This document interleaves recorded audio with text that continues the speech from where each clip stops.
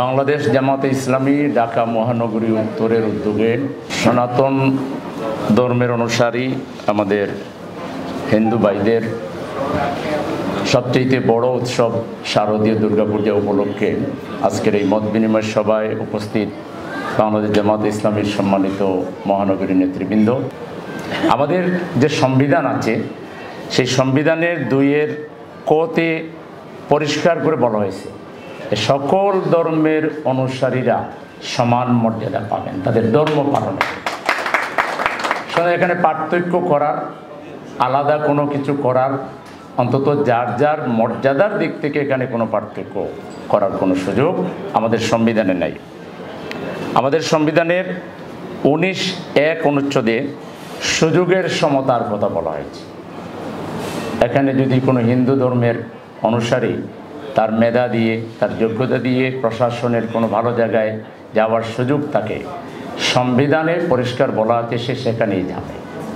তাকে আটকাবার কোনো সুযোগ সংবিধানে রাখা হয়নি, রাষ্ট্রে রাখা হয়নি। কিন্তু দুর্ভাগ্যজনকভাবে বিগত দিনে, বিশেষ করে গত 15.5 বছরে যারা দেশ শাসন করেছেন, সংবিধানকে তারা টোটালি ফলো করেননি। তারা যা করেছেন সেটাই ছিল সংবিধান।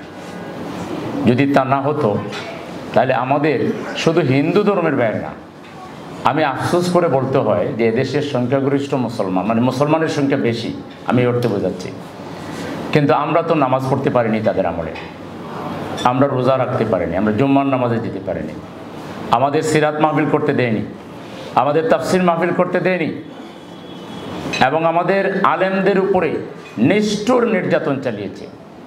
তাহলে তারা কি এই সংবিধান ফলো করেছে? ফলো করে নাই।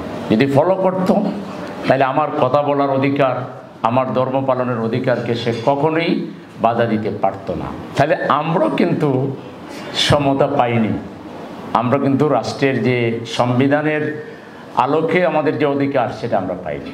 একইভাবে হিন্দু সম্প্রদায়ের ভাইদের ক্ষেত্রে, তাদের সম্পদ দখলের ক্ষেত্রে, তাদের বাড়িঘর লুটপাট করার ক্ষেত্রে, তাদের উপাসনালয়গুলিতে হামলা করার ক্ষেত্রে কারা করেছে?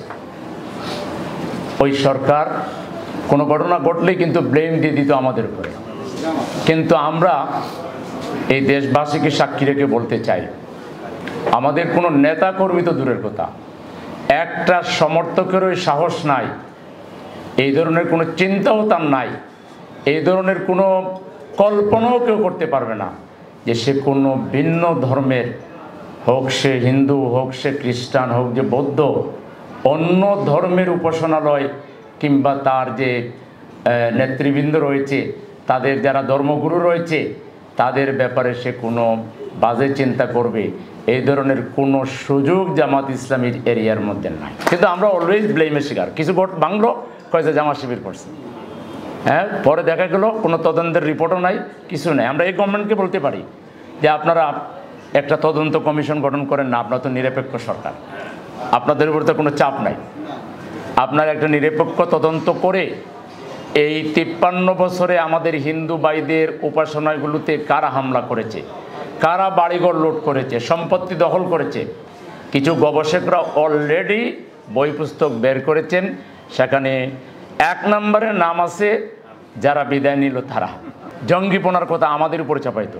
আমাদের একটা বক্তৃতা দেখান যেখানে আমরা হিন্দু ধর্মের লোকদের বিরুদ্ধে কথা বলেছি, একটা বক্তৃতা দেখান, একটা বক্তৃতা দেখান যে আমরা কোনো হিন্দু ধর্ম কিংবা বৌদ্ধ কিংবা খ্রিস্টান ধর্মের বিরুদ্ধে কোনো উস্কানিমূলক কথা বলেছি, কিংবা রাজনীতিতেও আমরা কোনো হত্যা করো, খতম করো, উৎখাত করো, এরকম কোনো প্রমাণ দেখাতে পারবে না। আমাদের সার্চ করবেন ওয়েবসাইট, সেখানে আমাদের নীতি পলিসির কথা লেখা আছে। আমাদের এই আন্দোলনের ধারে কাছেও জঙ্গিপনা যায় না, উগ্রতা যায় না, এগুলোর সাথে আমাদের কোনো দূরতম সম্পর্ক নাই।